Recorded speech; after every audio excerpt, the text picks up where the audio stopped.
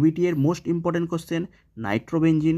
যখন আমরা mix acid নিই, মিক্স অ্যাসিড মানে গাঢ় HNO3, গাঢ় H2SO4, 100 ডিগ্রি সেন্টিগ্রেড তাপমাত্রায় যখন আমরা এটা ট্রিট করি, যেহেতু NO2 ইলেকট্রন টেনে নেয়, NO2 যেহেতু আমাদের এর মাধ্যমে -M এর মাধ্যমে ইলেকট্রন টেনে নেয়, সেহেতু এটা আমাদের এইটা আমাদের কি মেটা ডিরেক্টিং গ্রুপ, মানে অর্থ মেটা পজিশনে আরেকটা NO2 আসবে। কারণ এই মিক্স অ্যাসিড থেকে আমাদের কি আসে, এই মিক্স অ্যাসিড থেকে আমাদের জেনারেট হয় NO2+, এইটা আমাদের এখানে আসে। ঠিক আছে। আবার যখন আমরা বেঞ্জিনে ধূমায়মান H2SO4 ইউজ করব, ধূমায়মান কথাটা শুনে কি বুঝছো, একদম ধূমায়মান মানে কনসেন্ট্রেটেড, মানে গাঢ় গাঢ় গাঢ়, তাহলে আমরা কী পাবো, 135 পজিশানে SO3H গ্রুপটা যুক্ত হয়ে যাবে সালফোনিক অ্যাসিড। এখানে আমরা কী পাই অ্যাকচুয়ালি, এখানে দেখো এই SO3H+, এইটা হচ্ছে আমাদের এখানে ইলেকট্রোফাইল হিসাবে জেনারেট করে। SO3H+, এইটা আমাদের এখানে ইলেকট্রোফাইল। NO2কে রিডিউসড করার জন্য একমাত্র রিয়েজেন্ট, একমাত্র নয় অনেকেই আছে, তার মাধ্যমে আরেকটা রিয়েকশন যেটা আমাদের অ্যাসিড মিডিয়ামে করা হয়, এসএন গাঢ় HCl হাইড্রোজেন দিলে NO2টা রিডিউসড হয়ে কোথায় চলে যায়, অ্যামিনে চলে যায়।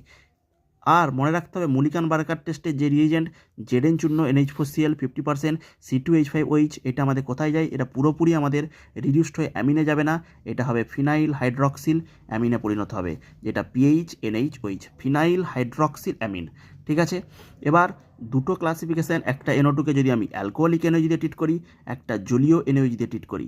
যদি আমি অ্যালকোহলিক NaOH দিয়ে ট্রিট করি, তখন আমরা পাবো অ্যাজোবেনজিন, যেটা PHN+NPH, PHN+NPH, এখানে কোনো হাইড্রোজেন আসবে না।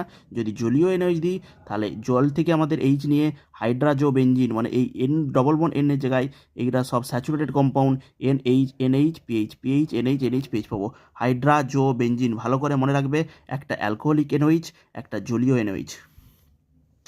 NO2কে রিডিউসড করার আরেকটা, এই মেটাল যখনই থাকবে, মেটাল সারফেসে ইলেকট্রন থাকে, তাই এই NO2কে রিডিউসড করে NH2তে পাঠিয়ে দেয়, অ্যামিনে পাঠিয়ে দেয়। এবার আমরা যদি ফিনাইল হাইড্রক্সিল অ্যামিনে টলেন্স রিয়েজেন্ট, পুরোটা আমি আর লিখিনি, AgNH3 3OH-, এটা সংক্ষেপে লিখে Ag2O, এটাকে সংক্ষেপে লিখবে টলেন্স রিয়েজেন্ট, ইউজ করলে নাইট্রোসো বেঞ্জিনে আমাদের পরিণত হয় নাইট্রোসো PHNO পরিণত হয়। এটা আমাদের অক্সিডাইজড হয়ে কোথায় যায়, নাইট্রোসো বেঞ্জিন। এখানে NO2 যেমন করে দাও না, এখানে দেখো NH2তে যদি আমি যদি Na2CR2H2SO4 ইউজ করি, তখন প্যারাবেঞ্জোকুইনন এই প্রোডাক্টটা উৎপন্ন হয়। এবং H2SO5 যদি আমি অ্যানিলিনে যদি আমি H2SO5, এটাকে বলা হয় ক্যারোস অ্যাসিড, এখান থেকেও আমাদের NO প্রোডাক্ট পাবো, মানে নাইট্রোসো বেঞ্জিন। দেখে নাও ভালো করে।